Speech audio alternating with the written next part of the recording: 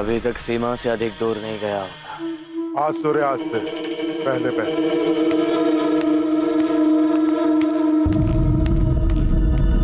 अखंड भारत की बातें करने वाला अशोक आज स्वयं खंड खंड हो जाएगा। ऐसा कैसे कह सकते हैं आप? मैं दोनों आंखों में से एक आंख का चयन कैसे कर सकती हूँ? ईश्वर के लिए ऐसा मत कह। आप और अशोक दोनों मेरे लिए महत्वपूर्ण है। महत्वपूर्ण तो आपका निर्णय है। मुझे जो निर्णय लेना था मैंने ले लिया है।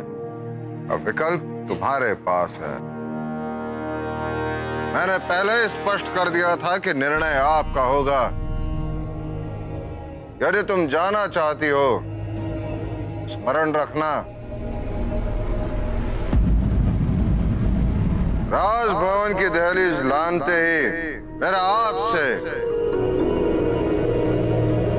और आपके इस नवजात पुत्र से कोई भी संबंध नहीं होगा।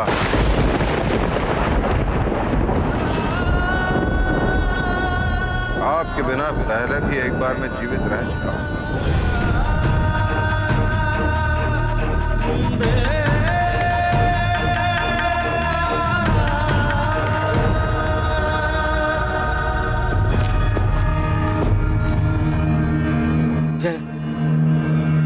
अरे आप इस अवस्था में पहचाना मुझे?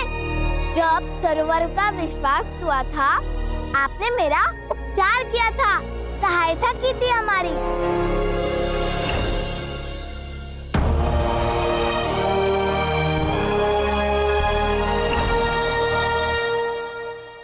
सुनो सुनो सुनो सुनो सुनो सुनो सुनो सुनो सुनो राजकुमार अशोक को मगध राज से निर्वासित कर दिया गया है। अगर कोई भी उनकी सहायता करता है तो उन्हें देशद्रोही माना जाएगा और उन्हें दंडित किया जाएगा।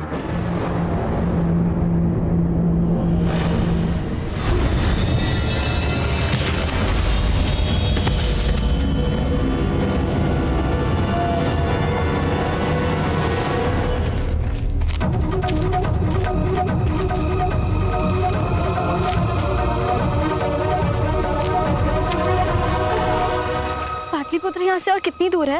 आप सीमा के समीप हैं, परंतु यहाँ से अभी बहुत दूर है। मुझे शीघ्र पाटलिपुत्र पहुँचना होगा। अब तक तो पिताजी को ज्ञात भी हो चुका होगा कि मैं भाग चुकी हूँ। तेरी मति मारी गई थी, उसने सौगंध दी और तूने उसे जाने दिया, ये जानते हुए कि मगध शत्रु देश है। राजकुमारी का अकेले जाना इतना जोखिम भरा हो सकता है, इसकी कल्पना भी है तुझे? यदि महाराज ने उसके बारे में पूछा तो क्या उत्तर दूंगी मैं? महाराज,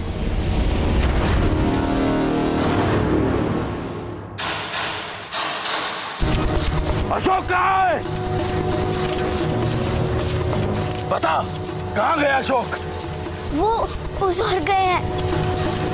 इसोर? हाँ। क्यों सबको मेरे अशोक के जिह्वा में कड़वाहट दिखती है? क्यों कोई ये नहीं दिखता कि ये कड़वाहट उस विष का परिणाम है जो उसने अपनों को आहत होने से बचाने के लिए स्वयं धारण किया है।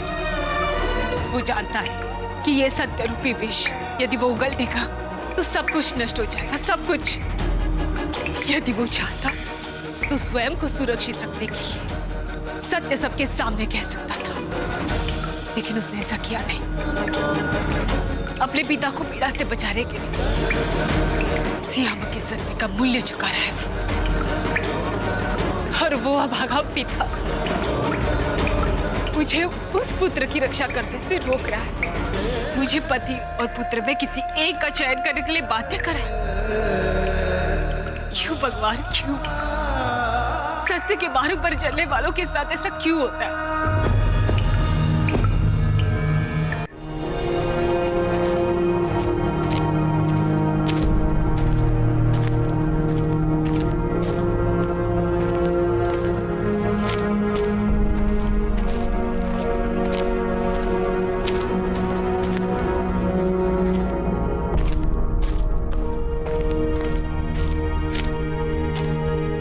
आपके पास जल है क्या? मेरे पास तो जल समाप्त हो गया है कुमार, किंतु यहाँ से 20 कोस दूर एक नदी बहती है। परिस्थिति ऐसी है कि यदि मैं सत्य कहती हूँ तो कोई भी मुझ पर विश्वास नहीं करेगा। मेरे पुत्र को सबके समझने में भूल करती और इसीलिए वो क्रोधित है, लेकिन मैं उसे क्षण में परिवर्तित होते देख नहीं सकती। मैं उसे वो नहीं बनने दूंगी जो उसकी नियति नहीं है। यदि सत्य और धर्म का रक्षक ही भक्षक बन जाए तो सर्वनाश निश्चित है। मुझे अशोक को उसके अंदर के पशु से बचाना होगा, रोकना होगा। कैसे रोको इस सर्वनाश को? एक पुत्र का भविष्य सुधारने के लिए दूसरे पुत्र को उसके पिता से, उसके अधिकारों से कैसे वंचित रखूं भगवान? कैसे अपने पति को छोड़कर पति की दहलीज को लाकर बिछा सकती हूँ? मेरी दुविधा दूर कीजिए ईश्वर। मुझे मार्ग दिखाइए, मार्ग दिखाइए मुझे।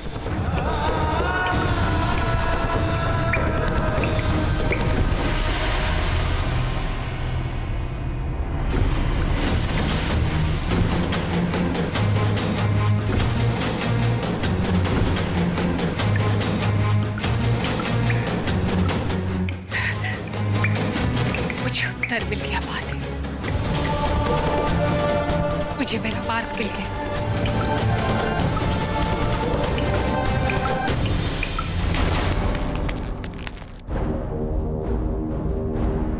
उस कन्या ने मुझको भटका दिया। इसका अर्थ ये नहीं कि तू बच गया अशोक। तेरी मृत्यु कुछ पल के लिए टल गई, किंतु तू आज ही मरेगा मेरे हाथों से। तो ये आपका अंतिम निर्णय है?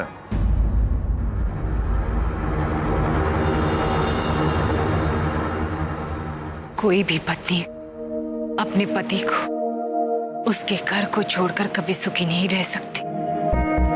पर जब अपने पुत्र गणेश की रक्षा के लिए पार्वती माता भगवान शिव से रुष्ट हो सकती है, फिर मैं तो मनुष्य हूं। हाँ, माता पार्वती रुष्ट हुई थी क्योंकि महादेव ने उन्हें आभास कराया था, क्योंकि उन्हें विनायक के प्राण इसलिए लेने पड़े क्योंकि अहंकार में आकर वो स्वयं शिव को नहीं पहचान। इसलिए विनायक का शीश काटने के पश्चात उन्होंने उस पर गज का शीश लगाया। ये संपूर्ण ज्ञान का प्रतीक। इसी प्रकार मैं अपने पुत्र के अहंकार और दुर्व्यवहार को अनदेखा नहीं कर सकता। कैसे दोषी हूं मैं? शिव ईश्वर और आप मनुष्य, पुत्री कालदर्शी और आपको अंश मात्र भी सत्य ज्ञात नहीं। कौन सा सत्य है जो मुझे ज्ञात नहीं? मैंने जो कुछ भी किया वो उचित किया है। तुम्हें तो मेरा समर्थन करना चाहिए, किंतु पुत्र प्रेम में इतनी अंधी हो गई हो, तुम्हें उसका दोष दिखता ही नहीं है। अब तो मुझे विश्वास होने लगा है तुम्हारे इसी अंध प्रेम के कारण अशोक प्रोत्साहित हो गया और चंड में परिवर्तित हो गया। सत्य को प्रमाणने प्रकाश की आवश्यकता होती है। संभवतः मेरे पास सिद्ध करने के लिए कोई साक्ष्य नहीं है कि कौन सही है और कौन गलत, पर मुझे ईश्वर पर पूर्ण विश्वास है।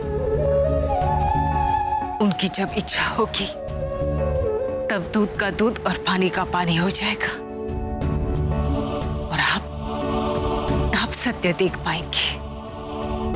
किंतु इस समय मैं केवल यही जानती हूँ कि मुझे अपने पुत्र के साथ रहना है। मैं अशोक के पास जा रही हूँ। ठीक है, और आज से क्षण से तेरा तुम्हारा कोई संबंध नहीं।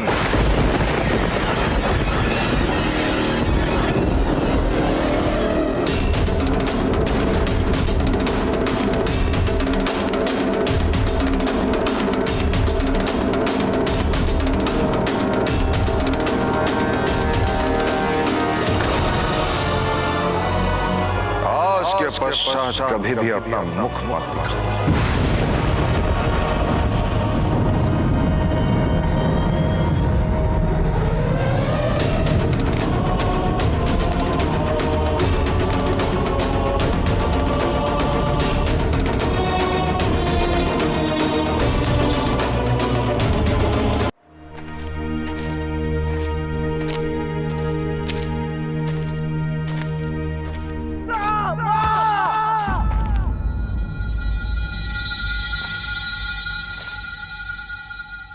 क्या ये मेरा भ्रम है या फिर वास्तविकता?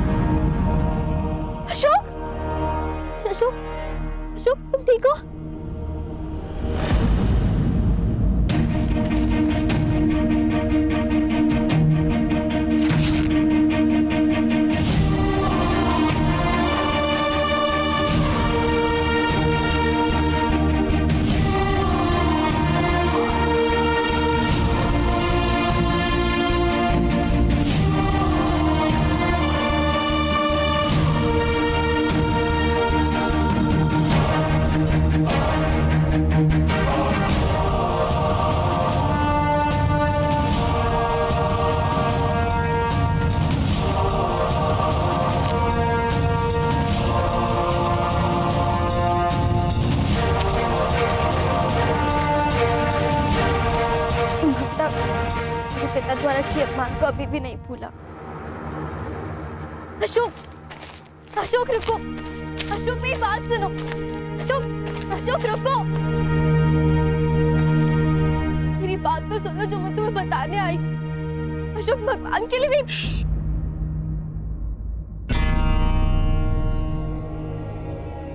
तुम्हें मेरी सौगंध है, केवल मैं कहूंगा और तुम सुनोगी।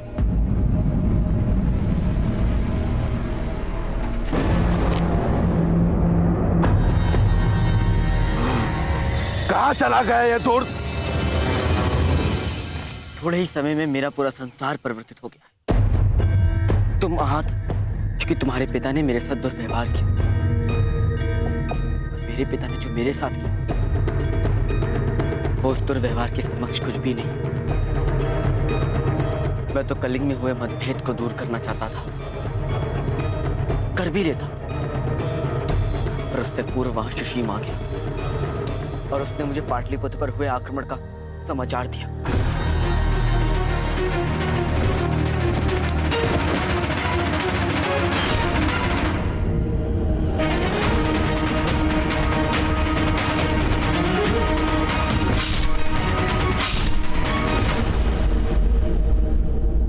इस संसार में मैं सब कुछ सह लूंगा, पर अपनी मां का अपमान नहीं। और उसके लिए तुम्हारे पिता तो क्या, मैं अपने पिता को भी क्षमा नहीं कर सकता।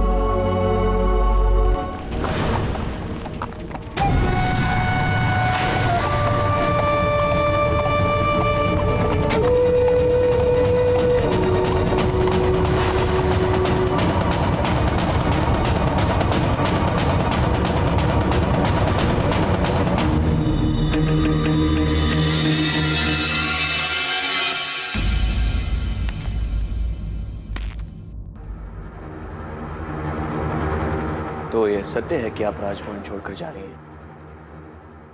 प्रतीत होता है कि तुम्हें आभास हो गया है कि इस सिंहासन के खेल में तुम विजय नहीं हो पाओगे। काश तुम इसे पहले ही समझ जाती धर्मा, तो आज तुम्हारे अशोक की ऐसी दुर्दशा तो नहीं होती।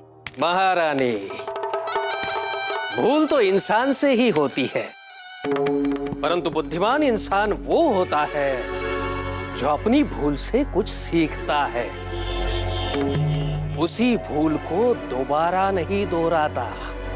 आप और आपके पुत्र की छाया इस भवन में दोबारा नहीं पड़नी चाहिए, और इस बार इन तीनों को बचाने के लिए चाणक्य भी जीवित नहीं होगा।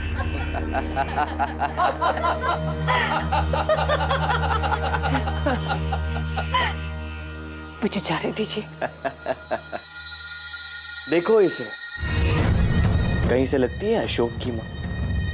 वो अशोक जिसके विषय में चाणक्य मरते मरते इतनी बड़ी बड़ी बातें करते गया, कितने बड़े बड़े दावे किए थे उसने।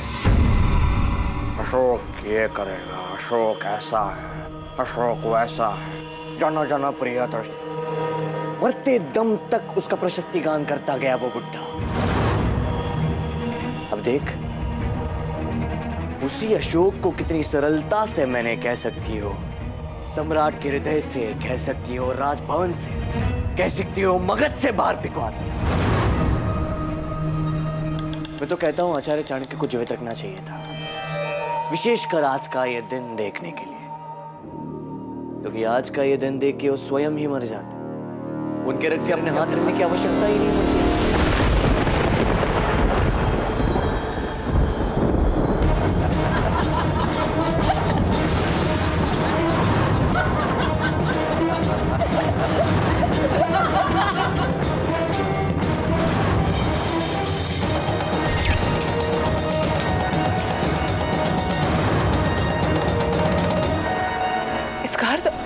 अशोक सत्य कह रहा था। निस्संदेह सत्य कह रहा था अशोक। तेरी संतान झूठ कैसे बोल सकती है?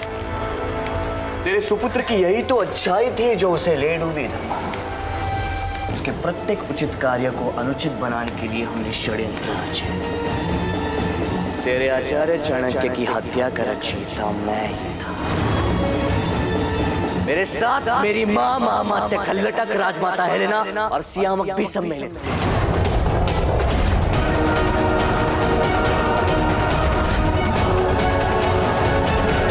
हम सब ने मिलके मारा है तेरे चाणक्य को। और क्या बताए कि आनंद आया है इसे। और यदि चाणक्य नहीं होता तो पहली हत्या करने में इतना आनंद नहीं आता।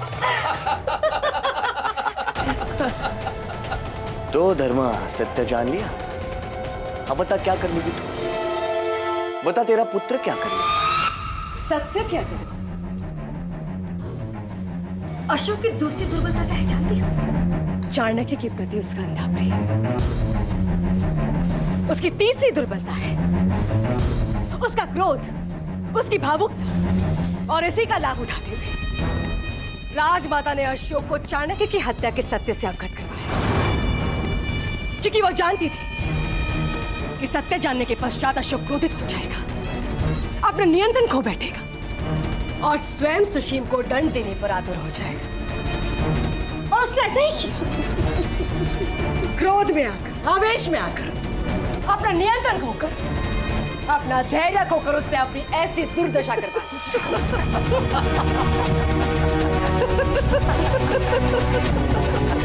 अशोक सही होने के बावजूद भी उसे इतना बड़ा दंड मिला।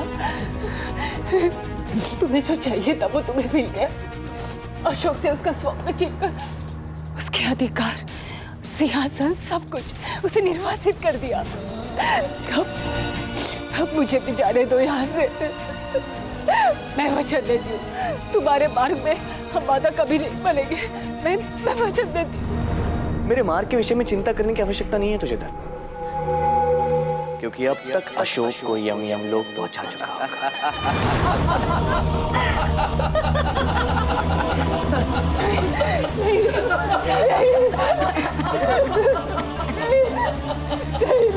मेरे पुत्र को सिंहासन के लिए उसके प्राण मत लो। आप तो समझ सकिए। मैं वचन देती हूँ, मैं दोबारा यहाँ कभी नहीं आऊंगी और मैं अपने पुत्र को आने दूंगी। मैं वचन देती हूँ। अपने वचन को स्मरण रखना, क्योंकि भूल से भी तुम अगर पाटलिपुत्र में आने की भूल करती हो।